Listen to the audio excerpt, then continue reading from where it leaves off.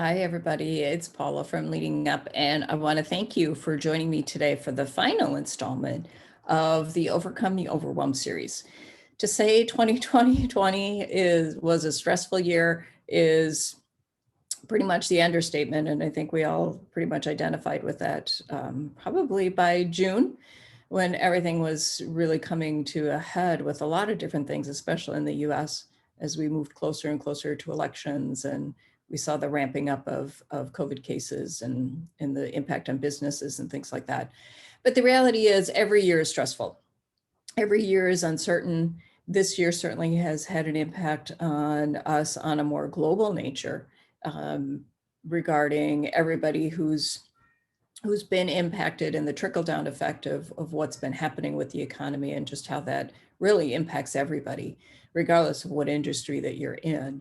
So really wanted to be able to provide some tools as we enter into what is oftentimes a stressful season, the holidays, of the expectations of visiting with family and making these really great memories for your children or your loved ones. All of those types of things, even though they're happy, can still create some stress. And so wanted to be able to share some tips and tools in order to help people, especially during this time, be able to manage the stress that might be happening over the next 5 or 6 weeks, to help make it at least not as disruptive as it could be if you didn't have these tools. So, I kind of alluded to stress happening in a lot of different ways. I mean, it can be health, either yours or somebody else's that is close to you. Economic stress, certainly with the economic implications of COVID and everything else that's going on. People are under a lot of stress if they're filing for unemployment and not getting it, concerned about rent or mortgage or food.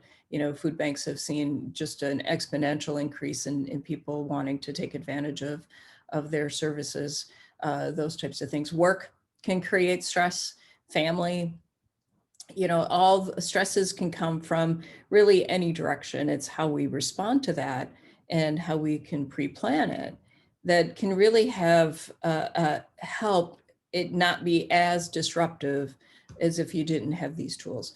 Stress has a physical response, and stress contributes to diseases, heart disease, high blood pressure.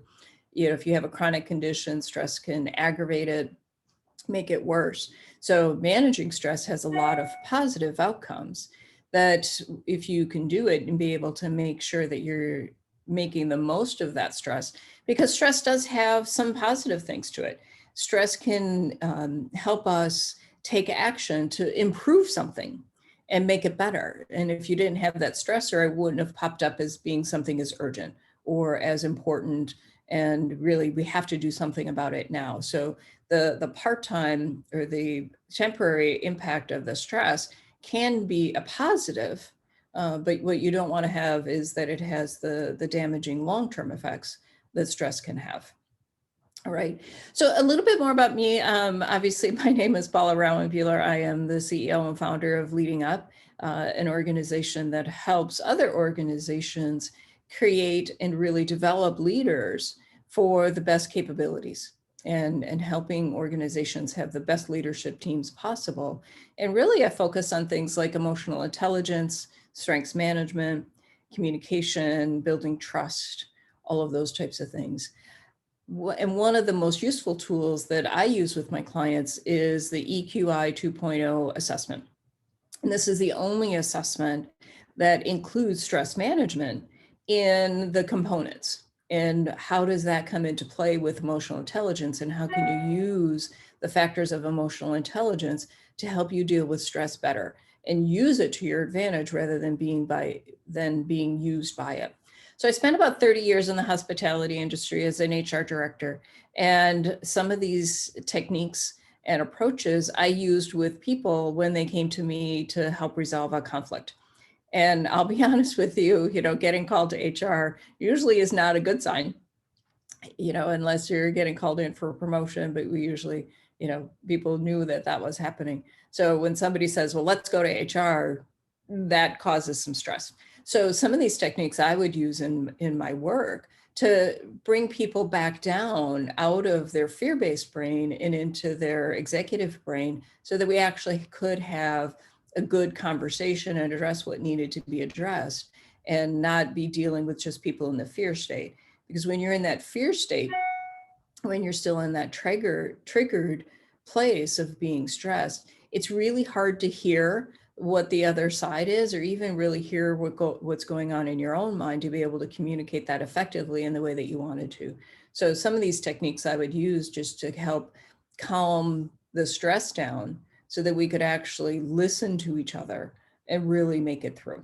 All right, so those are some of the background about me. Some of what we're going to talk about today is the difference between knowing and understanding. And that really is coming from a place of, we know about self-care, things like eating right, getting enough rest, exercise, all of that self-care. We know that that has a positive impact as we manage stress. And that is still very much the case. What I'm going to talk about today is not replacing that. It's going to be adding to it so that you have additional mindfulness tools that you can use to help keep yourself and hopefully other people out of that fear-based brain. Okay, so that's that brain-based approach. So I'm just going to pop up a video that kind of highlights the difference between knowing and understanding. So let me cue this up.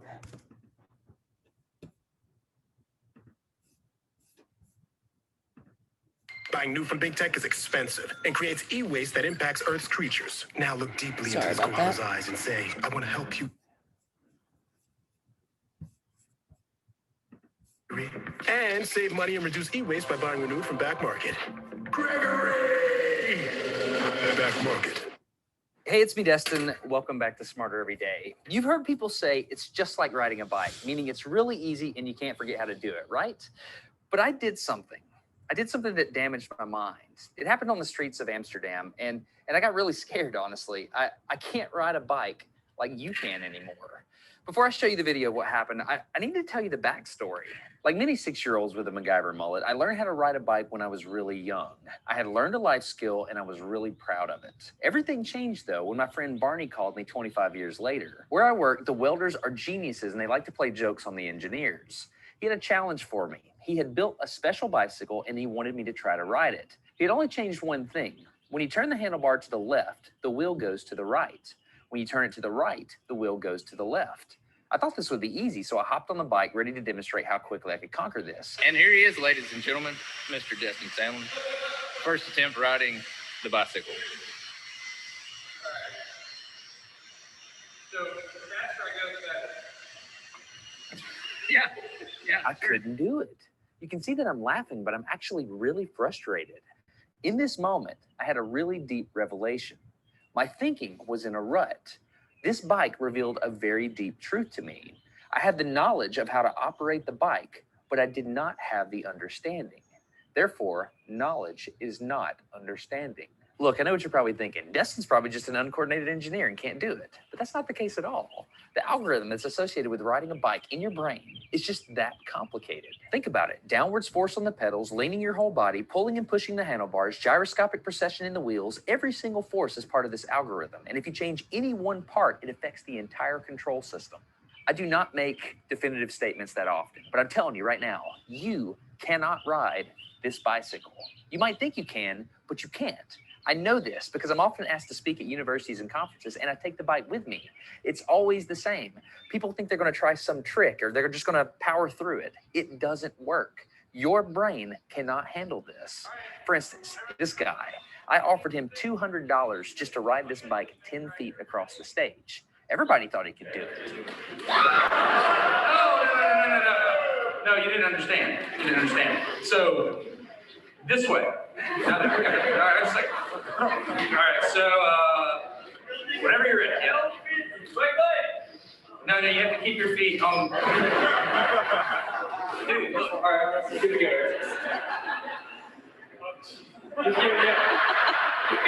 Wait, like, you gotta start rolling at least. And go. Oh, God! All right, back up. Okay, keep your feet on the pedal.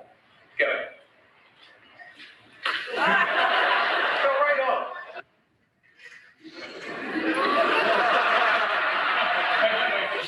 on the pedals. Handles on. Yeah, come on. All right, one more time. Okay. Once you have a rigid way of thinking in your head, sometimes you cannot change that, even if you want to.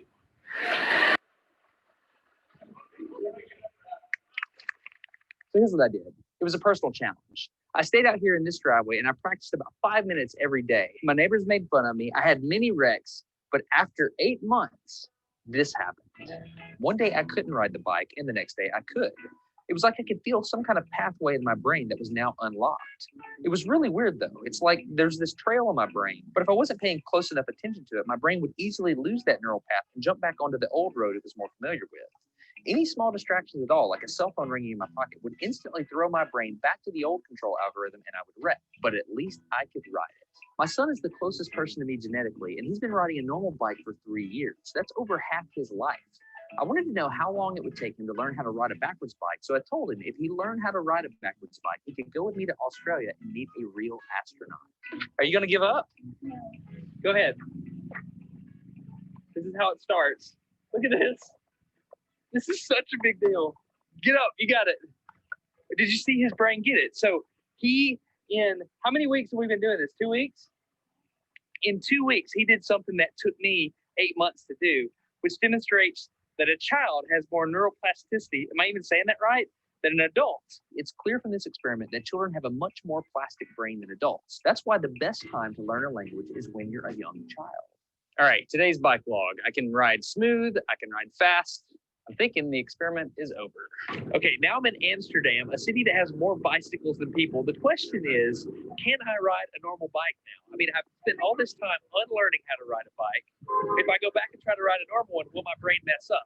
So I've tweeted a Smarter Everyday meetup, if you will, and I'm going to see if somebody brings a bicycle, and I'm going to try to ride a normal bike. It's backwards. This was one of the most frustrating moments of my life. I had ridden a normal bike since I was 6, but in this moment, I couldn't do it anymore. I had set out to prove that I could free my brain from a cognitive bias. But at this point, I'm pretty sure that all I've proved is that I could only redesignate that bias. So what you're not seeing is just a group of people here looking at me, looking at the strange American that can't ride a bike because they think I'm dumb. But I'm actually 2 levels deep into this because I've learned and unlearned. All right. After 20 minutes of making a fool out of myself, suddenly my brain clicked back into the old algorithm. I can't explain it, but it happened in a very specific moment.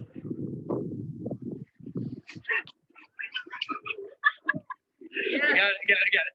I'm back. Oh, click. Hold on, click. I got it. Okay, there it is. There was the moment. Okay, I can ride a bike.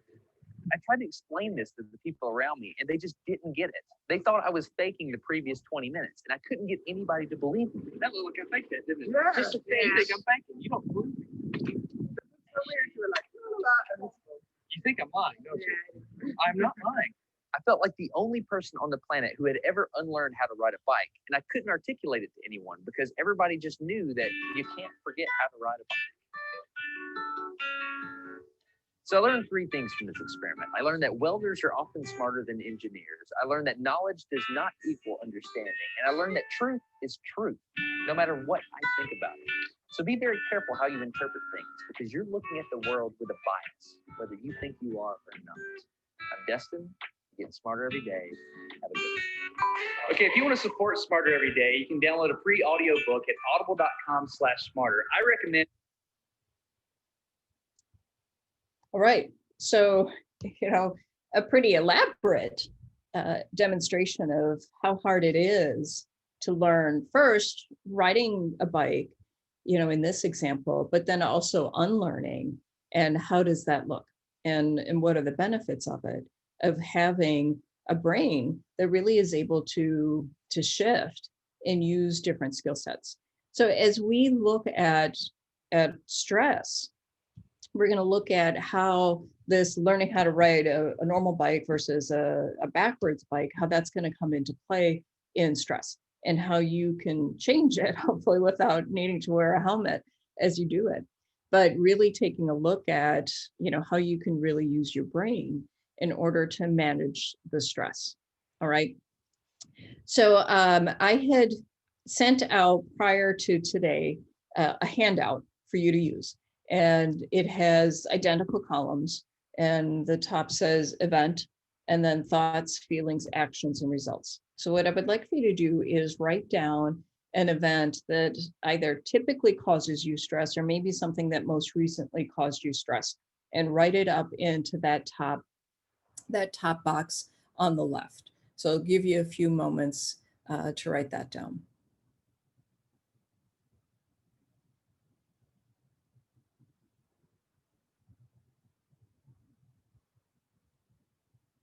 Okay, so if you have that concept there, so what I'm going to do is walk you through just kind of a scenario. And what I would like for you to do is write down the thoughts, feelings, actions, and the result from that event that caused you stress. Just kind of break it down and deconstruct it to see what actually was happening behind the scenes. All right. So I'll give you an example. About a month ago, it was Halloween. And say, for an example, a parent had a child who was very excited about Halloween and, was talking about it for weeks. They had picked out their costume a long time ago, and they were, for all intents and purposes, very excited about Halloween. And even though Halloween was different this year in many communities because of the pandemic, their community was still being able to have kids go out in some shape or form for trick-or-treating. But on this particular day, the child is resisting putting on the costume. And so the parent, may be looking at that as like, why are they being so difficult about this? This is something, they've been trick-or-treating for several years, so they know the drill. They were so excited about this. I just don't get it. Why are they making this much more difficult? The costume's all laid out. We're all ready to go. And, they're going to miss the best candy. The feelings that they might have is that they're frustrated, maybe irritated, maybe even the point of anger because, whatever plans that they had for the weekend or for that afternoon or evening now aren't going to happen. And, this was all planned out, that type of thing. The actions might be confronting that child of, why don't you just put on the costume, let's go, you're going to miss all the good candy, let's go and have a good time. And the result is that both of you are stressed. It's not that fun, enjoyable afternoon because of that sequence of events. So what I would like for you to do is take a few moments and for your event, think back to what thoughts did you have relative to that event that triggered the stress. All right. And then what feelings did you feel? What emotions did you experience? Okay. And then what actions did you take based on those emotions? And what was the result? All right. So what most people, if they get tripped up in stress, it happens in two different places. All right. Along this thoughts, feelings, actions, or TFAR result that I'll talk about. The most common is people get caught up between they don't get the result that they want, so they amp up their actions. They still don't get the result that they want, so they go back to the actions, and it's just this cycle. So for this parent, is maybe it started out, hey buddy, you're going to put on your costume, it's almost time to go, just put it on, you're going to miss all the good candy, just put it on. And do you see how that escalated? Because, the result was, we wanted them to go trick-or-treating, and that was the focus, and that wasn't happening. And so we, the parent just kind of cycled up and up and up until it was almost an outburst. And I've seen leaders do that when, say, a team member isn't doing what they ask them to do, and they try to ask them and they don't do it. And so then they get more forceful, and I'm not asking you, I'm telling you. And then eventually they want to write them up, or they want to bring them to HR and say that they're being insubordinate, and taking a look at that. So it's that cycle between the action and the result that they just spin their wheels there, and it doesn't really change anything. In fact, it makes the result even worse, which increases the stress rather than reduces it. All right. And now you've got other issues. You've got a child that's crying, you've got an employee who's upset, you still don't have the task done, those types of things. The other place that people get caught up is between the event and the thoughts. And what typically happens here is that people are making a story up about that event that then really cascades down to everything else and pretty much leads the way. Okay, so for the child in the costume story, the story that the parent made up is that the child is resisting putting on the costume. Okay, and that resistance label, that intention now pretty much defines all the thoughts, feelings, actions, and results. Okay, so for a leader looking at that and thinking, okay, this employee is not doing it on purpose. They don't like me. They didn't like that I had to deny that request for day off, and now they're just getting back at me. Those types of things. They've made up a story. All right. So one of the key things in order to help manage this is neutralize that event. All right. Is take the intentionality and take the story away from that event. Because keep in mind that nothing has any meaning except for the meaning that we give it. All right. So to use the child and the parent example, all we really know is that the child is not putting on the costume. We don't know why. Could be a lot of different reasons. So if that's the case, if all we look at is very objectively that the child is not putting on the costume, what thoughts might happen is, I wonder what's happening. They were so excited yesterday, and for the last 3 weeks, they've had this costume picked out and they were so excited. I wonder what's going on. And can you see how that turns into curiosity or I'm wondering, which then could lead to a conversation rather than a confrontation of, hey, buddy, I thought you were excited about going trick-or-treating. What's going on? What's changed? And the result is maybe you find out that, they were engrossed in a book, or, they were playing a video game and they lost track of time, or maybe they want to be an adult this Halloween and they want to hand out the candy instead of going and collecting it. So maybe their whole idea has changed. But in that, then the result happens is that you have an enjoyable time with your child in the afternoon. That was still the desired result in the first example, but that story of this child is being difficult and is resisting kind of ended up in a different result. All right. So what I would like for you to do for your event is to neutralize that event, take the story out of it, and let's run through that process of the thoughts, feelings, actions, and results now that you've neutralized the event. So in that right-hand column, please neutralize the event, and then what thoughts happen now that you've taken that story out and it truly is just objective and fact-based. What story or what thoughts would you have then? And what feelings come up for you with that thought pattern?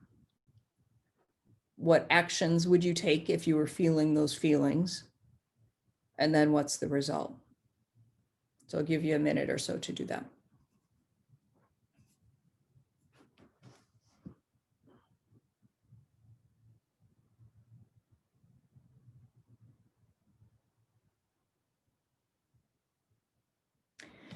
So, think about your stress reaction in the left-hand column versus the right-hand column. And can you see how making some slight changes very early in the process can really help manage that stress? Okay. And it's that story that you're making up about that event, that intentionality, why somebody is doing something.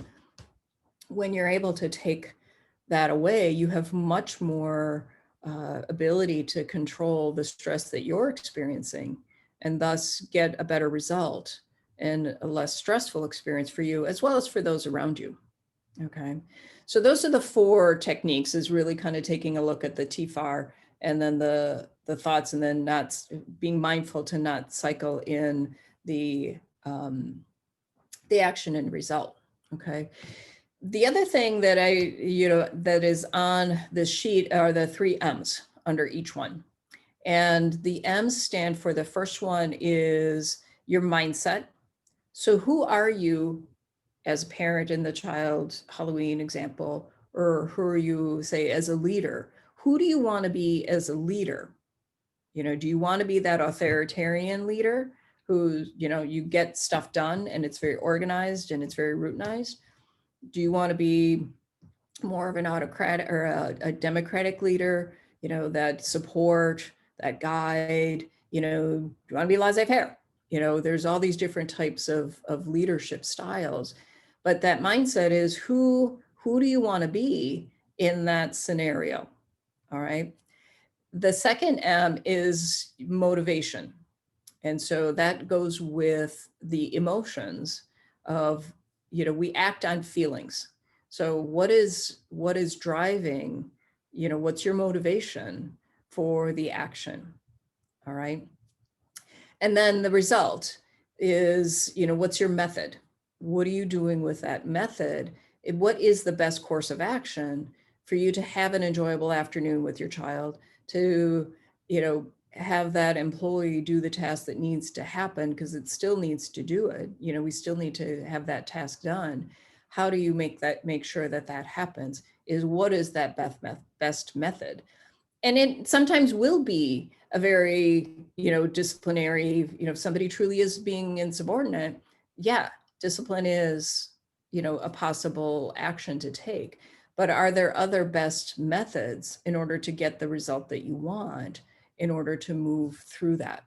Okay. So when you take a look at, you know, the TFAR, kind of map out thoughts, feelings, actions, and results, take a look at what story you're telling yourself, and are you making this more stressful than you need to? And then taking a look at, you know, your mindset, your motivation, and your methods can really help you redo that brain work, you know, learn how to ride a different type of bicycle in order to have a better outcome, or certainly a less stressful one. Okay, so taking a look at those things really can help you manage your stress levels much more effectively and more productively. And that is what a lot of times is not covered in things like the self-care, is getting into the actual why are you doing this. So that mindful, taking a few deep breaths can hopefully help keep you out of that fear-based brain. But if you also have these additional techniques that are more conscious, of pulling out the story and say, what, you know, where do I really want to be, and backing into it rather than just kind of sticking in that result and action cycle, is like, okay, well, what really do I need to do to get there, can really help manage that and make it a better experience for you, as well as those for the people that are around you. All right. So before we close up, I do have one more video. It just kind of brings all this brain-based language kind of to light. It's just a few minutes, but it does give kind of a different way to take a look at things. So let me just share my screen again. Leslie, do you have time for some conflict resolution? I was just reviewing my hand model of the brain, but I can drop in. Thank you. When you don't wash the dishes for 2 days, it really triggers me, and it brings up a lot of implicit memories from my chaotic childhood. When you bring up your chaotic childhood, my central nervous system drops into a fight, flight, or freeze state, and I'm having trouble accessing my prefrontal cortex. I can really relate to what you're saying. I feel like I'm experiencing a lot of automaticity right now, and I'm not present. I want to validate your automaticity, and I want to help us achieve a coal state, and I think we should drop into our hubs. I would love that. I'd love to be in a faces flow with you and in an open plane of possibility. And I think maybe some aerobic activity is called for. Mm-hmm. Okay.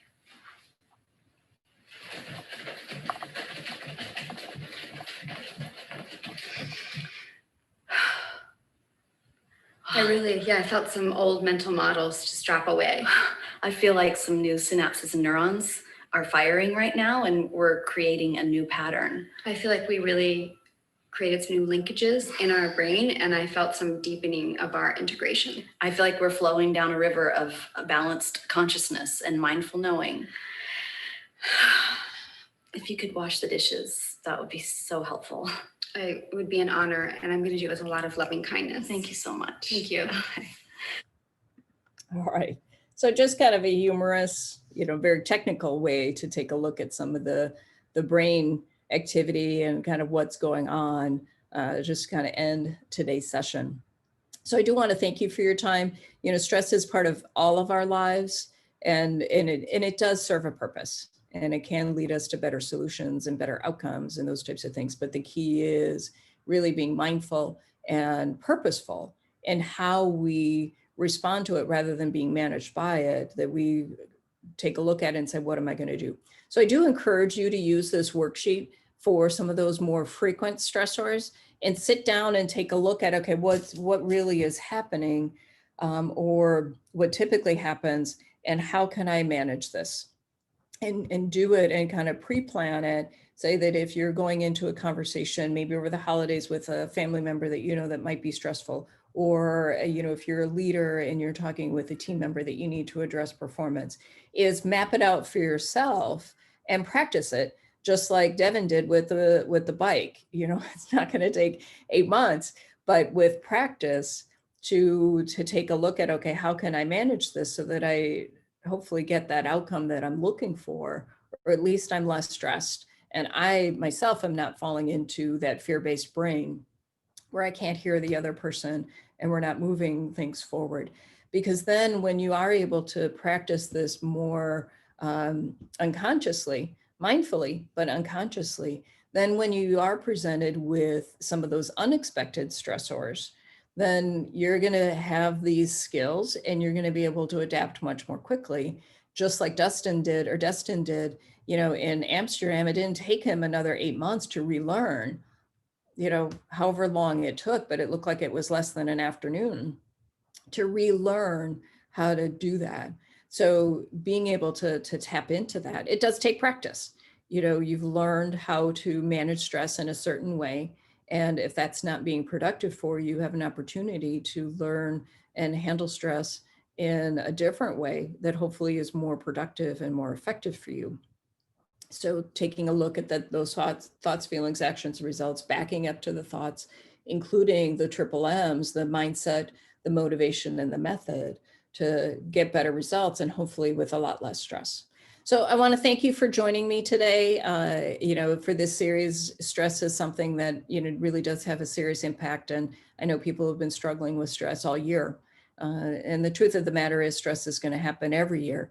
This year certainly has highlighted it to quite a bit more of just how prevalent it is and how important it is that we have effective stress management techniques. So I hope that you found this useful.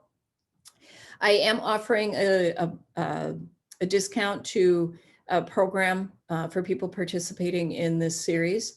As I mentioned before, the EQI 2.0 assessment is the only assessment in emotional intelligence that taps into the stress management aspect of emotional intelligence and helps people who've taken the assessment understand, okay, what can I do in addition to what I've just talked about? But how can I use all these 15 subscales in order to have less stress? Or if I do have stress, have at least be productive and manageable and not destroy relationships and still achieve results and, all of those different types of things. So I am offering a 40% discount on a package that would include the EQI 2.0 assessment for leaders, and then a 3-month continuing conversation package to really dig a little bit deeper into what's really going on, what causes you stress, how might you, really solidify your own stress management techniques and really be able to help move you so that stress doesn't derail you, that you're able to handle it. Because honestly, if you're a leader, your team, as well as your direct reports, are looking at you of how you deal with stress. And when you can deal with stress well, you will be seen as that leader that people want to work for. Because when they have a leader who's able to handle those things, they know that they can trust them and that they can count on them. If you have a leader that's freaking out or is hiding, it's like, oh yeah, may not want to work for that one. So it can have truly long-term impact on your career and your trajectory.